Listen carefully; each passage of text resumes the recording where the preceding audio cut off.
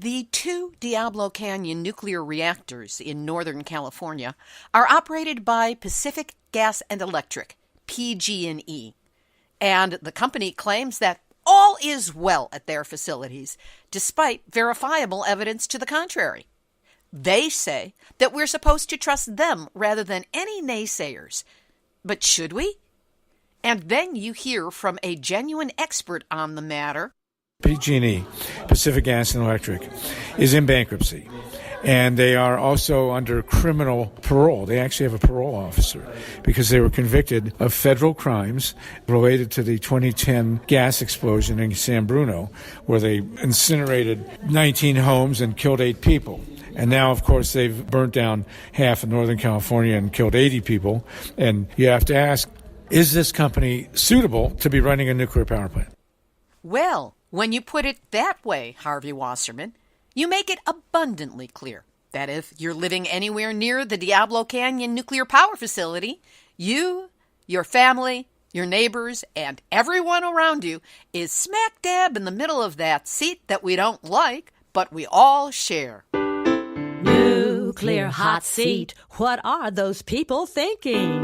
Nuclear hot seat, what have those boys been drinking? Nuclear hot seat, the corium is sinking. Our time to act is shrinking, but our activists are linking. Nuclear hot seat, it's the bomb. Welcome to Nuclear Hot Seat, the weekly international news magazine keeping you up to date on all things nuclear from a different perspective. My name is Libbe Halevy. I am the producer and host, as well as a survivor of the nuclear accident at 3 Mile Island from just 1 mile away. So I know what can happen when those nuclear so-called experts get it wrong. This week, we take a close-up look at what's happening at the Diablo Canyon nuclear reactors in Northern California by speaking with 3 veteran activists. Harvey Wasserman has been in the anti-nuke wars since before 3 Mile Island. He's also a journalist, author, and host of the Solartopia radio program. Linda Seeley and Molly Johnson are longtime members of San Luis Obispo Mothers for Peace, which has been monitoring Diablo Canyon since before it was built. Together, they offer some surprising insights, not only into the problems with those 2 reactors, but to issues of nuclear waste storage and transport, as well as a window of opportunity that exists to shut those suckers down before they run out their operating licenses. We'll also have nuclear news from around the world, numbnuts of the week for outstanding nuclear boneheadedness, and more honest nuclear information than Robert Mueller has yet released from his investigation. All of it coming up in just a few moments. Today is Tuesday, March 12, 2019, and here is the week's nuclear news from a different perspective. In the U.S., Donald Trump again will propose funding to restart the licensing process to make Yucca Mountain a nuclear waste repository. The Trump budget will include $116 million in the Department of Energy budget to restart licensing for the Yucca Mountain project and fund a, quote, robust interim storage program, end quote. The spending blueprint will also include $39 million for the Nuclear Regulatory Commission to work on licensing Yucca Mountain. You'll learn what's wrong with these suggestions in today's interviews. The Environmental Protection Agency, in a numbnuts-adjacent move, proposed relaxing standards related to how it assesses the effects of exposure to low-level toxic chemicals on public health, and specifically nuclear radiation. The Los Angeles Times has obtained correspondence that reveals just how deeply industry lobbyists and a controversial industry-funded toxicologist were in drafting the federal agency's proposal to scrap its current protective approach to regulating toxic exposure. This departure from the long-held linear no-threshold approach to regulating the study of toxins, that once a substance is found to be harmful at one level, the danger applies at all levels. And in other words, there is no safe level of radiation exposure. We're going to link to this article. It's really important. bad news for hundreds of American sailors who filed 2 class action suits claiming to have suffered physical abnormalities, cancer, and death stemming from exposure to radiation while on an humanitarian mission to Fukushima, Japan in 2011. On March 3rd, Monday, their cases were dismissed, paving the way for their claims to be brought in Japan, which is something that cannot happen because of time, distance, and illness on the part of the plaintiffs. The Nuclear Regulatory Commission has extended the Seabrook nuclear power plant's license to 2050, despite the fact that it doesn't even expire until 2030. A preemptive nuclear industry move, despite the fact that opponents have cited concerns about growing cracks in the plant's concrete containment dome and other critical parts of the sprawling complex. A new federal lawsuit alleges that federal contractors at the Savannah River site accepted tickets to University of Alabama football games, the Masters golf tournament, NASCAR races, and plenty of swag in exchange for handing out work at the nuclear storage facility. And of course, the cost of those kickbacks were then charged to taxpayers, according to the U.S. Department of Justice. In Ohio, the Department of Transportation snowplows have been spreading aqua salina, a de-icing solution, on state roadways for years. Last year, an environmental group obtained and released a 2017 report that found high levels of radioactivity in the product, and tests from 4 counties show that all samples contain elevated levels of radioactivity in excess of state limits on the discharge of radioactive materials. Over to Japan, where Greenpeace Japan has released a report stating that the Japanese government is deliberately misleading United Nations human rights bodies and experts over the ongoing nuclear crisis in areas of Fukushima, revealing and documenting high levels of radiation in both exclusion zones and open areas, even after huge decontamination efforts. We're working on an interview about this story. In a Numbnuts adjacent report, Malaysian designer Jimmy Choo of Choo's Shoes unveiled a one-off range of shoes in Japan made using materials and techniques native to the disaster-hit Fukushima area. No word if they glow in the dark. Internationally, a bit of good news. South Africa has just ratified the United Nations Treaty on the Prohibition of Nuclear Weapons. In Taiwan, the Ministry of Economic Affairs has published a revised national energy strategy that calls for the abolition of nuclear power by 2025, along with reductions in the use of fossil fuels. In Scotland, cracks in a nuclear reactor at Hunterston Power Station show 370 hairline fractures, which equates to about 1 in every 10 graphite bricks, which makes up the core of the reactor. What to do? That's easy. Operator EDF plans to ask the regulator for permission to restart with a new operational limit of up to 700 cracks. In the UK, a law has been changed so that nuclear waste dumps can be forced on local communities. And in Finland, safety problems have been found at Ariva's Finnish reactor even before the thing starts up. And if that's not enough for you, here's Nuclear hot seat, nuclear hot seat, nuclear hot seat, numbnuts of the week. Bizarro World. Remember in Superman comics? That was the place where everything was fractured and backwards. Well, peak nuclear bizarro world was reached with the Fukushima anniversary posting in Forbes of Michael Schellenberger's piece entitled, "It Sounds Crazy, but Fukushima, Chernobyl, and 3 Mile Island show why nuclear is inherently safe." Say what? Oh, I get it. Bad is good is bad, and wait a minute. Didn't George Orwell warn us about this kind of stuff in his book on creeping totalitarianism, 1984? You know, don't even bother reading this nonsense. First, know that Forbes owner and editor-in-chief Steve Forbes is heavily invested in nuclear and likes to protect his money. He has a stable of select Judas goats on staff who happily carry out his bidding. And the Schillberger is well known for writing nonsense like this. He is an ultimate nuclear shill. But how can this be justified? Don't we have to respond? The answer? Don't even try. As longtime Nuclear Hot Seat listener Jim Torson explained, it's a perfect example of something called Gish Gallop. That's a technique used during debating that focuses on overwhelming one's opponent with as many arguments as possible without regard for accuracy or strength of the arguments. That's meant to eat up our time, energy, and mental bandwidth, which could better be used fighting nukes directly.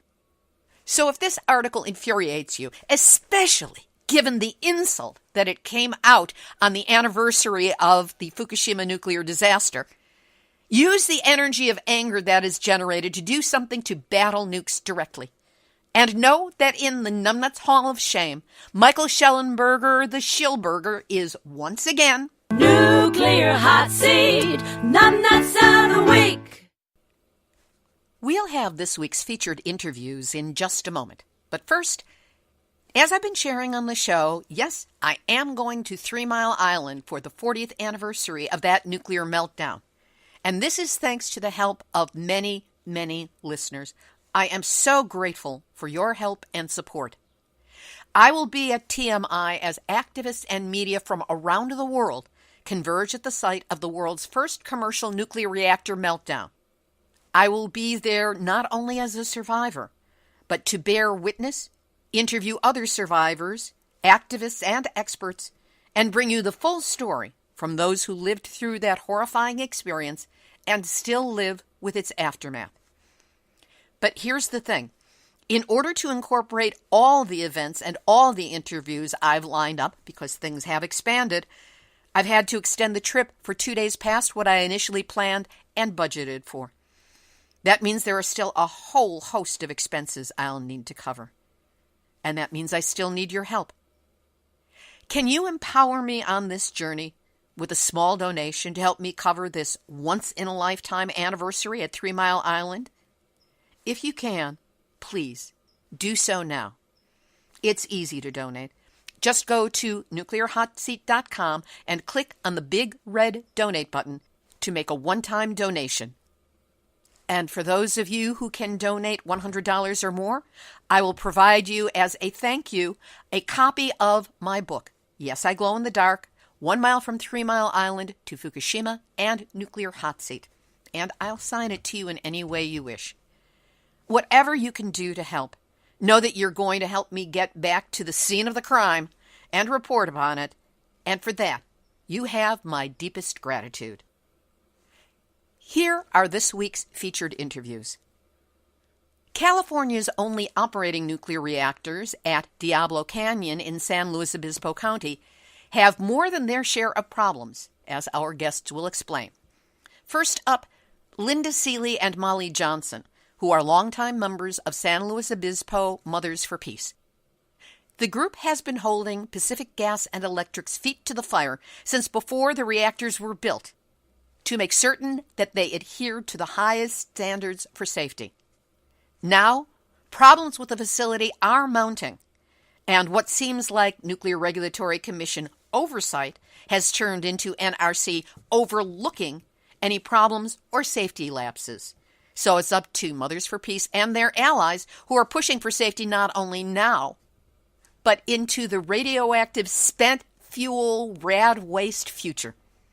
We spoke on Sunday, March 10th. Linda Seeley and Molly Johnson, welcome to Nuclear Hot Seat.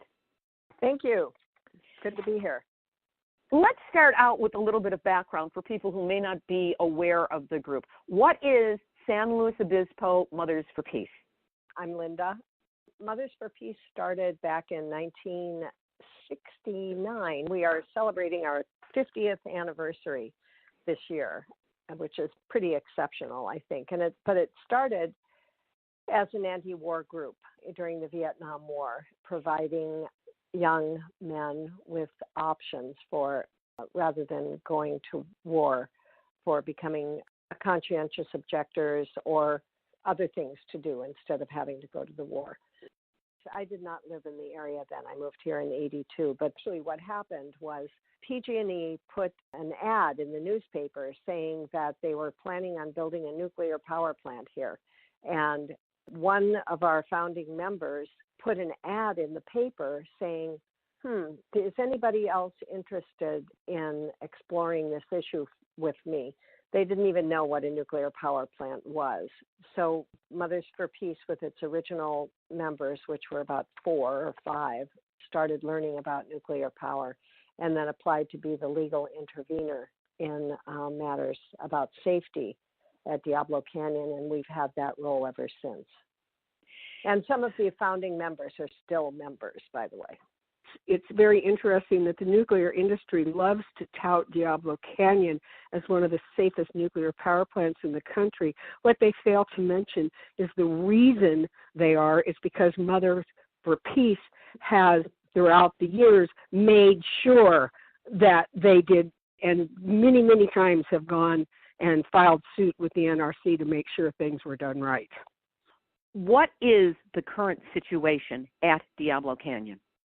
PG&E, about 2 years ago, entered into an agreement with several environmental groups, NRDC being one, Friends of the Earth being another.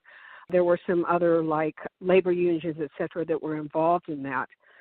Basically, in 2024 and 2025 is when the license expires for Diablo Canyon. For many years, it was thought that, as with all the other nuclear power plants, they would ask for relicensing, which the NRC would rubber stamp because that's what they do.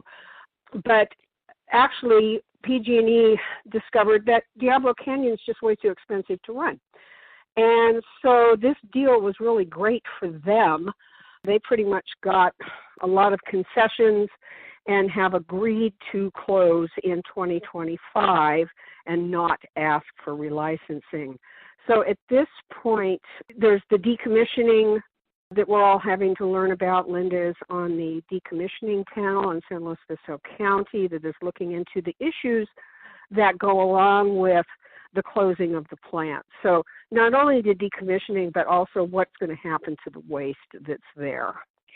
So that's kind of where we are at this point. That's always the issue with a nuclear reactor that never gets addressed when people start talking about clean, green, and carbon-free is, oh, yes, and then there's all that radioactive nuclear waste that has to be taken care of forever. I've been reading about it. We're having our next decommissioning meeting this coming Wednesday, our big community meeting. And in February 22nd and 23rd, we had 2 community workshops where representatives from different dry cask storage companies came and told us about the kinds of casks that are available for storage of nuclear fuel. First of all, Mothers for Peace takes the position that it needs to stay on site. We made it, we're responsible for it, so what we have to do is keep it in the absolutely safest way possible. Plus, it's dangerous to ship it. Molly will talk about the consolidated interim storage, which is a nightmare, and there's no permanent repository. So our only choice, basically, is to leave it right where it is on an earthquake zone with 13 earthquake faults identified, 2 major earthquake faults right on the edge of the ocean. So what our mission, our job, is to find out what is the best way to store this stuff. Like you said, Libby, it's radioactive essentially forever. We have to keep it out of the biosphere, keep it away from the future generations. So what do? And right now it's being stored in these casks manufactured by a company called Holtec. And I was just reading a report that was done by the Nuclear Energy Institute in 2014. It's the latest report we have about the Holtec canisters. And it's quite frightening because the air at the ocean, as everybody knows, is filled with salt and moisture. And that salt goes in and deposits on the canisters, which can cause the conditions for cracking to start happening in the canisters.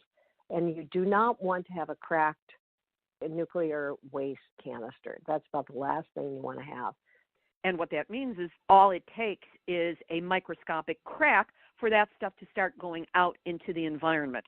And we've got the same problem with the Holtec canisters here in Southern California, that Yep. They're sealed. They can't be monitored. There's no way to fix them. There's no way to remove the waste once it's put in there. It's basically you put it in a tin can, and the only way to get it out again is to use a can opener and open that tin can. But there are no controls at all. Yeah, so this is one of the reasons that we've been doing a lot of studying on this to try to find out what is the safest way, because there is no safe way. Everyone must understand that there is no safe way to store this stuff. There's only ways that are less harmful than others. So in our studies, one of the things that struck me and the rest of us is that in Japan, they have dry cask storage. Now, their dry casks are made out of ductile iron. They're, I think, 16 to 19 inches thick. But even more importantly than that, they are stored in a building, a very robust building. That storage was not affected in any way by the earthquake or the tsunami in Japan. And to this day, they still have not found any problems associated with those canisters. And those were the canisters at Fukushima Daiichi, correct? At Fukushima Daiichi, yes. And so to me, that says, okay, that's pretty strong evidence that this is the way they must be stored. Now, the canister cask situation needs to be studied. It makes sense that the thicker casks are better, but there's been no study to compare the two by an independent scientific body.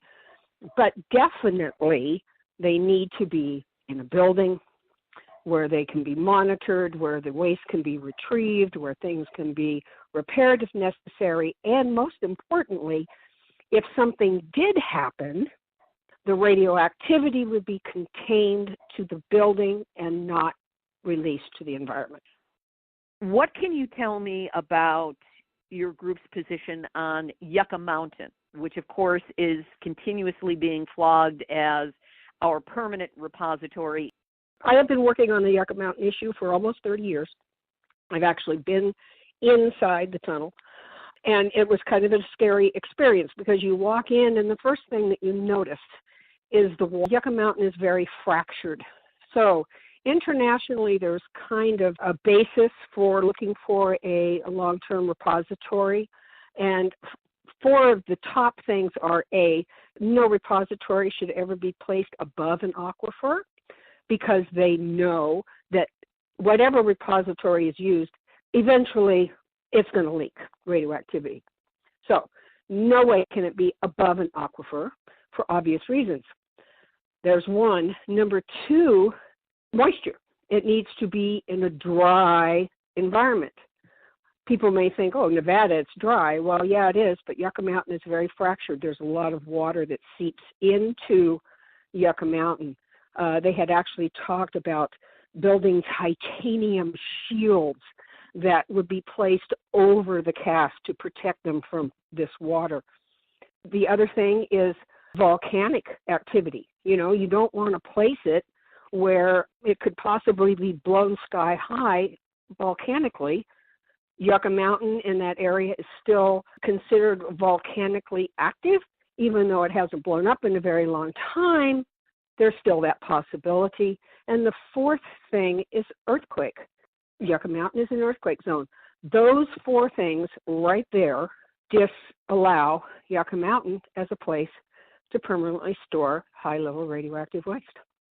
Then why do you think the government and the nuclear industry keeps flogging Yucca Mountain as its ultimate destination for waste? Because it's easy.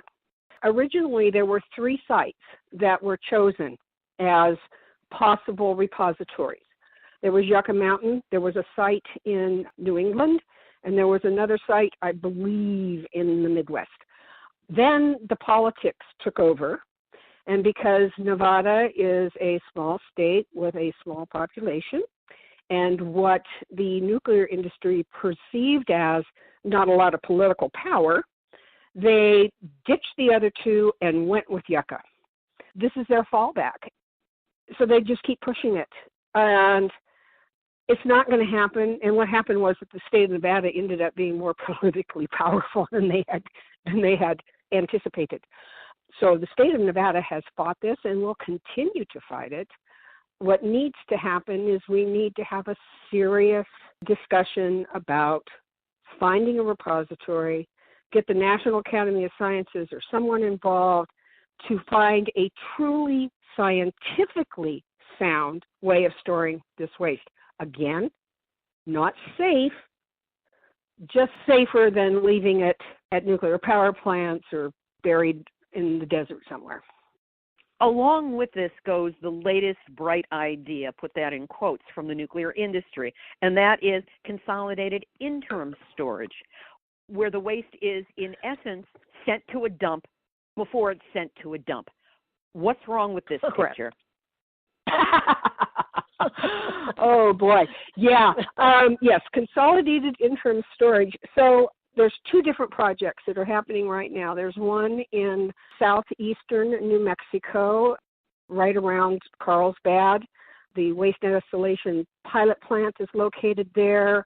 There's a uranium processing plant there, and it is a poor community of color. This is who the nuclear industry targets. That's how I got really involved in this, because I work with Indian tribes, and actually we stopped a dump in the California desert. But this is who they attack. And again, it is people they see as not able to be politically strong. So in southern New Mexico, it's just horrible. What you hear a lot from people that are pro, they'll say, oh, but the state wants it, the people down there want it. Well, I can tell you unequivocally that no, the people there do not want it. They have formed groups to fight it, and it's just a bad idea all the way around. First of all, putting all of the waste in one location that is not secure. This is a partially below level repository. So the canisters are kind of like at San Onofre, where they're partially buried, but not completely. So there you go. You have all the waste in the country in one spot. They're asking to be able to store 140,000 tons of this stuff, although they keep varying that. Because they never know how much of it is going to be created by the time they actually have to do this, because the dump does not exist. Right now, it's just the political battle. Correct.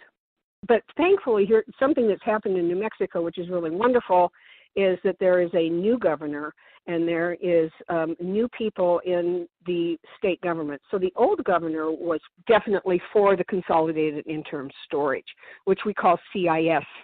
But the new governor and the new other people in this New Mexico government are not. They are totally against this project, and in fact have now gone to the NRC to ask that the New Mexico Environmental Department become a party to this whole project so that they can oppose it. So that's good news. So at this point, with the problems with radioactive waste, which is being created all the time, that nuclear reactors are in operation, and we've still got 99 of those suckers cranking away here in this country. Go over the list that Mothers for Peace came up with of the various things that need to be done in order to be best possible, not a good idea, but we can't do any better until we come up with a better solution. Well, first of all, quit making it. that might be an idea. That's number one. You know, when your bathtub is overflowing, what do? What's the first thing you do? You turn off the water. Same thing with this. We're overflowing with nuclear waste. Let's turn off the faucet. Stop making it and start dealing with the waste we have. And it's not just the high-level waste either. People need to remember that. There's also what is called low-level radioactive waste. This is not harmless, inert stuff. And it also gets shipped around the country. And there are actually 5 low-level radioactive waste dumps in this country that are leaking radioactivity. So the whole scenario is just bad. Given that there is no perfect solution or effective solution long-term for radioactive waste, what are the components of the best possible storage for it as put together in a position paper by Mothers for Peace? Well, first of all, we want the irradiated waste to stay on site. Because, for one thing, high-level nuclear waste has never been transported on the highways. And these are huge containers that they have to move in. And if any of you have ever been to Diablo Canyon, you'll know that the entry and exit road out of Avila Beach, where Diablo is located, is a very treacherous two-lane highway. One side of it has a cliff, and the other side of it steeply goes down to a creek. So it is extremely dangerous there, and not to mention all the other places across the country. The interim storage sites, as Molly said, are very dangerous if they would create an interim storage site. To have 140,000 metric tons of highly radioactive nuclear waste stuck together above ground out in the middle of nowhere, what an invitation for somebody who has malice in their heart. Why should the country dump our refuse on a place that has no voice for itself? They didn't make the nuclear waste. Places all over the rest of the country made it. And the people and the animals and the flora in that part of the country shouldn't have to suffer the sins of others. The next thing is that we need to store it in better canisters. Like I said, I was reading this paper this morning about salts collecting on the outside of the canisters at Diablo Canyon with a report that was done in 2014. Salts lead to cracking. Cracking leads to escape of radiation into the atmospheres. And the good part is that the contract with Holtec that PG&E has had up until this point is finished in December of 2019. So we are done with Holtec. But we need to talk about something else, Libby, is about PG&E's plan for the waste at Diablo that I don't think you know about. PG&E's plan that they have publicized now is that they have stopped unloading spent nuclear fuel from the fuel pools into dry cask storage. Even though we know that dry cask storage has its problems, the consensus is that fuel stored in spent fuel pools is even more dangerous because, God forbid, there should be an earthquake or a terrorist attack. These spent fuel pools are tremendously vulnerable. And what happens is if you lose the water from a spent fuel pool, the zirconium cladding on the spent fuel can self-ignite and create just a holocaust of spent fuel that would spread all over California and across the world probably, like Fukushima did. So what PG&E is planning to do is to keep loading up those pools. They were designed originally. We have two pools at Diablo Canyon, one for each reactor. They were designed to hold 270 spent fuel assemblies. Right now, each of them has around 700. And by the time they cease operations at Diablo Canyon, they plan on having each of them filled to 1,340 spent fuel assemblies. And then their plan is to do a giant offloading campaign where they start unloading the fuel and putting it into spent fuel canisters. And their rationale for doing this is that they're using such high burn-up fuel right now. This fuel is extraordinarily hot. And so they need a big cache of cooler spent fuel rods in the pools because when they pack these dry casks, they have to pack them in a certain configuration with the hotter fuel on the inside and the cooler fuel around the outside, because then the cooler fuel acts as a buffer to the hotter fuel. And so the total thermal load inside of the canister is acceptable. So on one hand, you can see their rationale for doing this, because ultimately they say, well, we'll get those fuel pools unloaded faster. Ultimately, it'll take like 7 years rather than 8.5 years to unload all of it.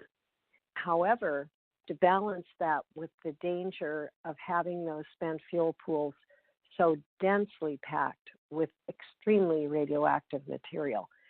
On another hand, this gives us a chance, this gap here between unloading. They don't have any more spent fuel containers ready to be loaded up there. They have no more dry casks. Each dry cask is manufactured specially for each facility. So now we have this opportunity, because that Holtec contract expires, we can get a better canister. We don't have to go along with the Holtec ones.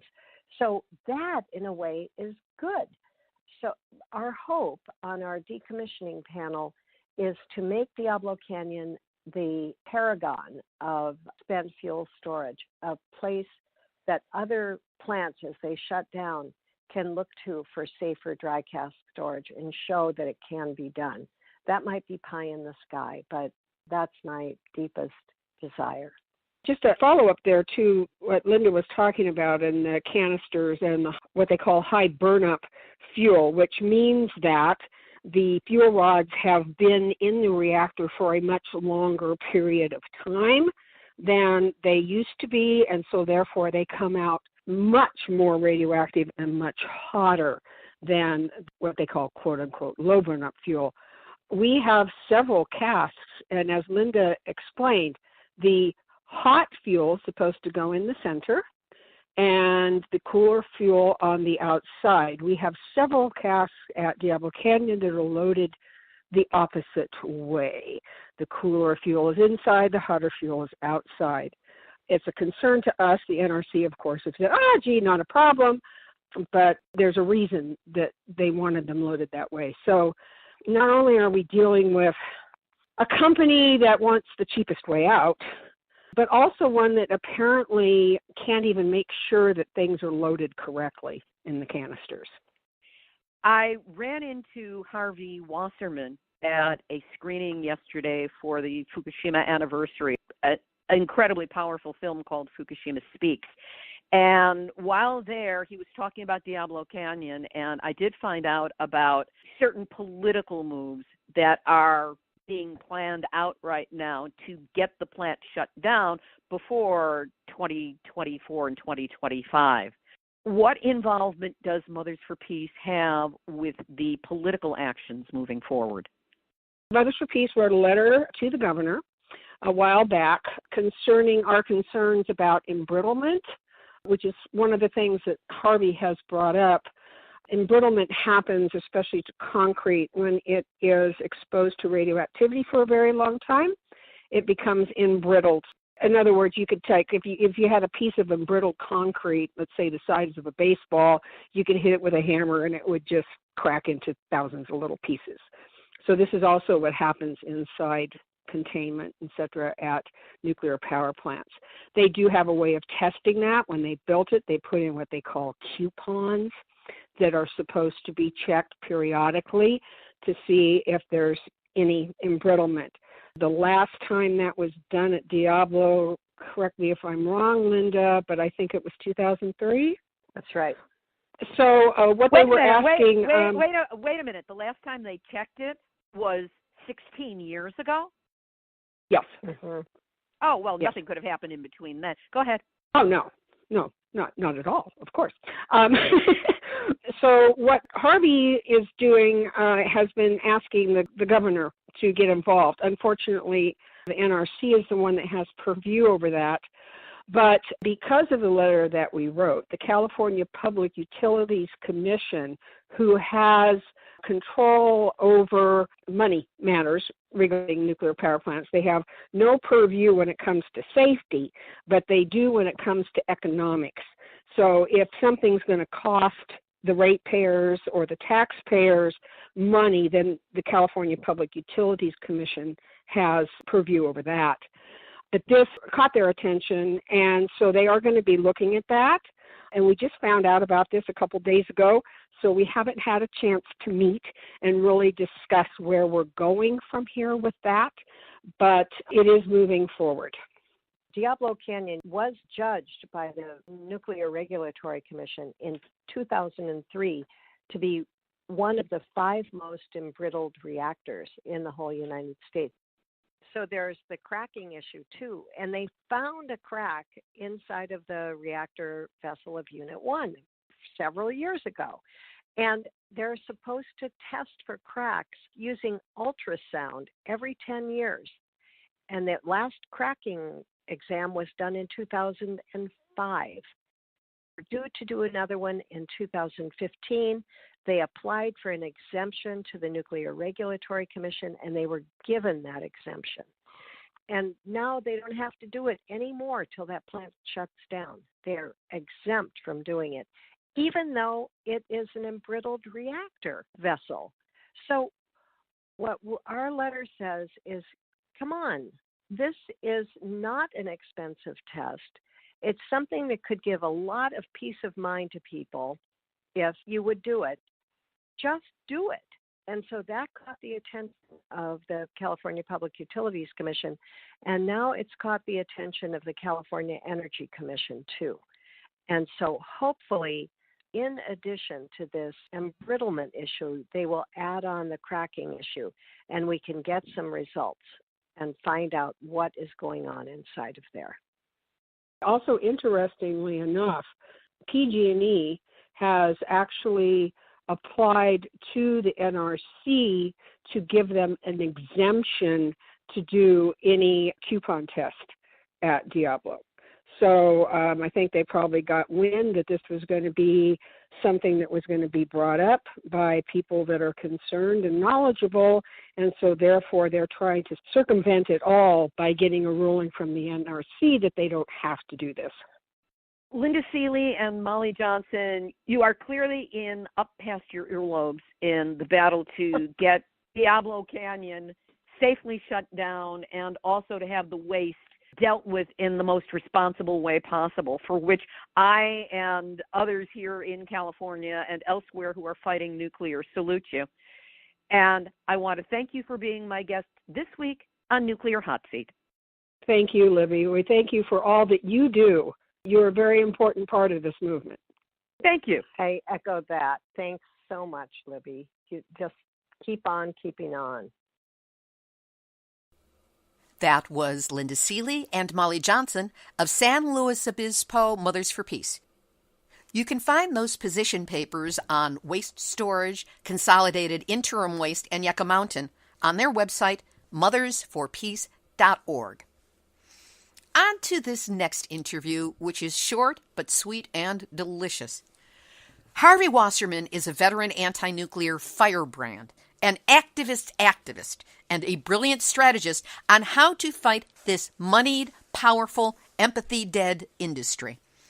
As I mentioned during the interview, I ran into Harvey at last Saturday's Fukushima anniversary screening of Fukushima Speaks, a 2018 documentary by director Toshikuni Doi. After the screening, Harvey spoke to the audience at some length on Diablo Canyon, and, well, I couldn't help but snag him for a brief, fiery rundown on where the fight to close those nukes down is going next. At Diablo Canyon now, we have a window of opportunity because PG&E, Pacific Gas and Electric, is in bankruptcy. And they are also under criminal parole. They actually have a parole officer because they were convicted of federal crimes related to the 2010 gas explosion in San Bruno, where they incinerated 19 homes and killed 8 people. And now, of course, they've burnt down half of Northern California and killed 80 people, and 10,000 structures have been burned down. So at Diablo Canyon, the reactors are scheduled to close in 24 and 25, although that's not a guarantee because a whole new crew is coming in to run PG&E, and we don't know what they're going to do. Their federal license does expire in 24 and 25, but, a corporation can always get around that. So we want the 2 reactors at Diablo Canyon to be tested. We know for sure they're embrittled. All old reactors are embrittled. The question is, how embrittled are they? And we also are reasonably sure they're cracked, and we know that they've deferred maintenance. And there's a lot of stuff that they should be doing that they're not doing based on the idea that they're going to shut in 24 and 25. And also they always get around, doing what they're supposed to do. Now, all this stuff was preempted by the feds. The Atomic Energy Act of 1954 says that all safety issues at nuclear power plants are the province of the federal government, thus the Nuclear Regulatory Commission, which is completely corrupt. But because they're in bankruptcy and because they're under federal parole, we think that we can get around that. And we're asking the governor and the legislature and friendly Congress people, including Ted Lieu, to find ways to circumvent this Nuclear Regulatory Commission so we can get these reactors tested, and we'll see how embrittled they are and how cracked they are and how much maintenance they've deferred. And in that case, we think that we have a chance to shut Diablo Canyon. Thank God. I mean, Diablo Canyon is half the distance from the San Andreas Fault that Fukushima was from the earthquake that destroyed it. And tsunami is, of course, likely at Diablo. And there are all sorts of other reasons. It sits surrounded by earthquake faults. The power is not needed. There are problems with the waste management. And, of course, you have to ask, is a company that burned down Northern California, blew up San Bruno, in February they burned down 5 buildings in San Francisco, is this company suitable to be running a nuclear power plant? Even the congressperson from San Luis Obispo, Salud Carbajal, said no, they're not. So we need to find a way around the feds. We need to pressure the governor, pressure the legislature, go after the California Public Utilities Commission, and we need to shut these reactors now. And a lot of people are working on it. And go to hashtag test Diablo and to solartopia.org, and let's see if we can get this done. That was anti-nuclear veteran firebrand Harvey Wasserman. His radio program is Solartopia and broadcast on KPFK 90.7 FM in Los Angeles and available on the internet on Thursdays at 6:30 p.m. Pacific Time. He has a petition to test Diablo Canyon nukes at moveon.org. Leave a space and add the word Diablo. Sidebar. Can you imagine naming a nuclear reactor site after the devil? Isn't that tempting fate? End of sidebar. Harvey's website is solartopia.org, and he can be reached by email at solartopia@gmail.com. And of course, we will have his links up on the website, nuclearhotseat.com, under this episode, number 403. Activist shout out! First of all, acknowledgement, kudos, and thanks to all the activists, writers, social media posters, and caring souls who commemorated the earthquake and tsunami, which started the Fukushima Daiichi nuclear disaster on March 11, 2011. The comments and reports of actions online were beautiful, inspirational, and worldwide. We will have links up to just some of the brilliant articles and blog posts on our website. They will include links to 2 Fair Winds Energy education pieces written by Arnie Gunderson and edited by Maggie Gunderson. Both start with the title Atomic Bomb. That's spelled B-A-L-M, as in something that soothes. Part 1 is entitled Prime Minister Abe uses the Tokyo Olympics as snake oil cure for the Fukushima Daiichi nuclear meltdowns. Ain't that the case? And Part 2 is The Run for Your Life Tokyo Olympics. Both are well worth the read, as are so many others of the posts that came out in the last few days. There's a petition that started in France calling for fair judgment for the trial to protect children from irradiation in Fukushima. We'll have a link up to that on our website for you to read the full explanation of the case and have the opportunity to sign. And there's an old saying, it pays to advertise. And now those who oppose nuclear are going for it. In San Diego, California, Public Watchdogs, a San Onofre watchdog group, has been broadcasting TV ads showing the twin Bazumba containment domes as time bombs with lit fuses. And 3 Mile Island Alert has gone low-tech but effective with full-size posters at bus stop kiosks in the Harrisburg, Pennsylvania area. Once we solve the tech, we'll have pictures of both up on the website, nuclearhotseat.com, number 403. Here's today's final thought. The actual anniversary of the Fukushima nuclear disaster's start is past, but that doesn't mean that people do not continue to suffer its consequences, because they do. One of the most moving pieces I read was written by a child evacuee from Fukushima. for the purpose of this post, she calls herself Yumi, and she wrote, "Dear citizens and friends, my name is Yumi. I'm a high school student now living in Kyoto, Japan. First, look at this photo of my scribbled note on a sheet of paper." We will have that up on the website. It reads, "I have been through so much pain and sorrow, so I have the right to speak out. Zero nuclear power, no nukes, no bringing in radioactive contaminated waste. I am a child evacuee from the Fukushima nuclear disaster." I wrote it when I was an elementary school student, soon after my mother and I were evacuated together from Fukushima to Kyoto. In nearby communities, my mother was crying out against nuclear power and telling the public how she had struggled to evacuate from the nuclear disaster. At that time, being an elementary school student, I had no choice but to accompany her and listen to her speeches. As a kid, her stories of the nuclear power accident were too difficult to understand, and to be honest, all a bit boring. I remember a drawing pad and writing utensils I always used to take with me to pass the time drawing pictures. In gatherings and meetings, my mother shed tears expressing her "no to nuclear power" pleas to the public. Suddenly one day, a vision of my grandfather, cousins, and the old classmates I had been parted from and now far away appeared in my mind's eye. I felt hatred for nuclear power and the disaster which caused this tragedy to rise up in me. This was how and why, even as a kid, I felt compelled to write down those sentences. 8 years have passed since then. All the feelings I had back then are fading as the years roll by. But whenever I look at this piece of paper, I remember those feelings as clearly as if it was just yesterday. In Fukushima City, where my family lived, due to the Fukushima nuclear power plant disaster, they detected 600 times higher doses of radiation than before the accident. However, the government of Japan did not issue any evacuation order for the residents. So far, I haven't had any serious health issues, but a great fear strikes me whenever I hear the child thyroid cancer incidences in Fukushima Prefecture have increased, and especially every time I myself undergo a yearly thyroid medical examination. One reason for this is the memory of the unstoppable nosebleeds I suffered in the aftermath of the Fukushima nuclear disaster.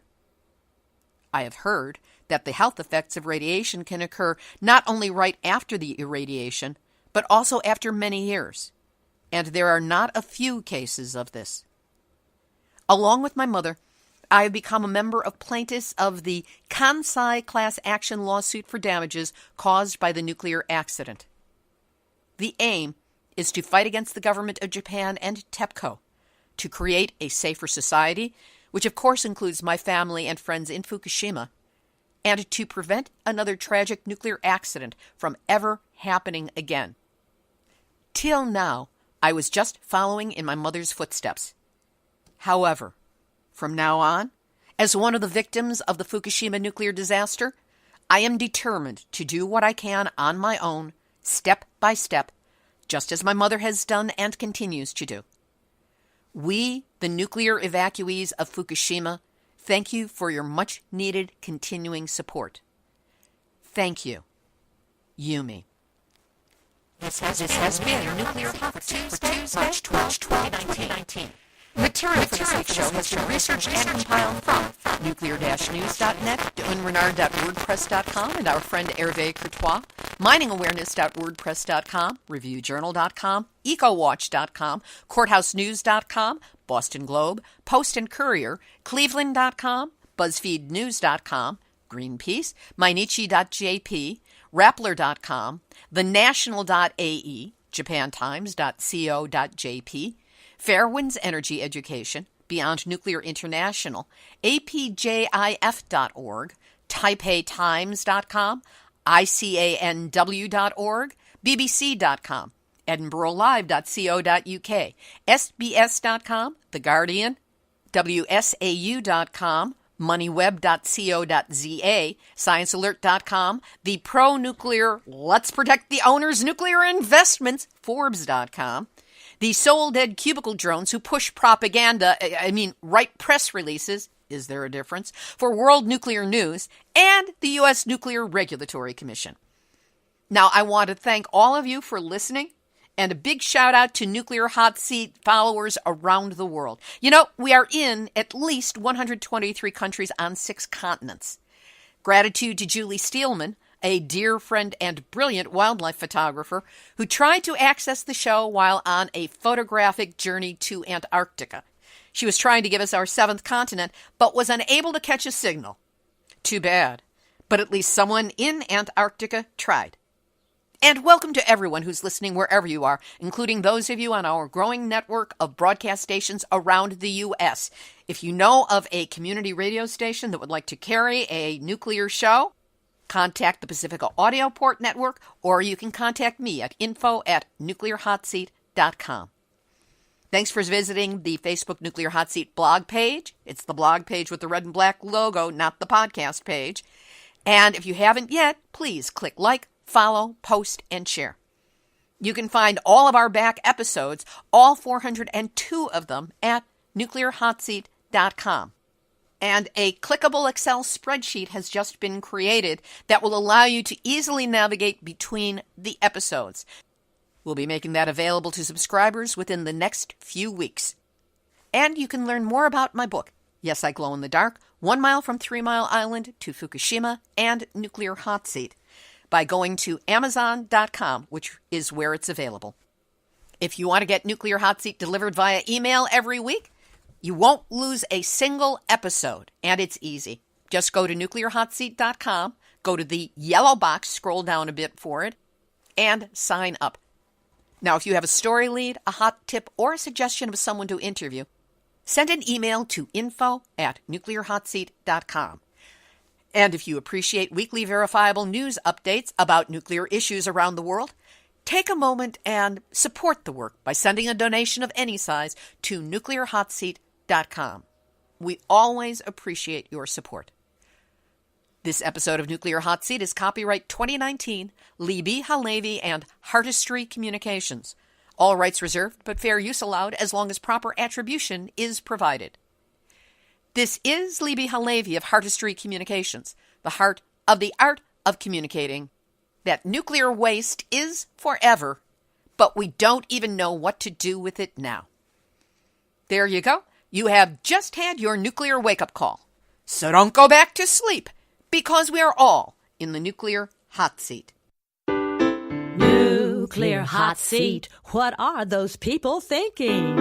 Nuclear hot seat. What have those boys been drinking? Nuclear hot seat. The corium is sinking.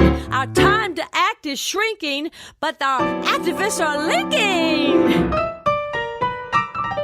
Nuclear hot seat. It's the bomb.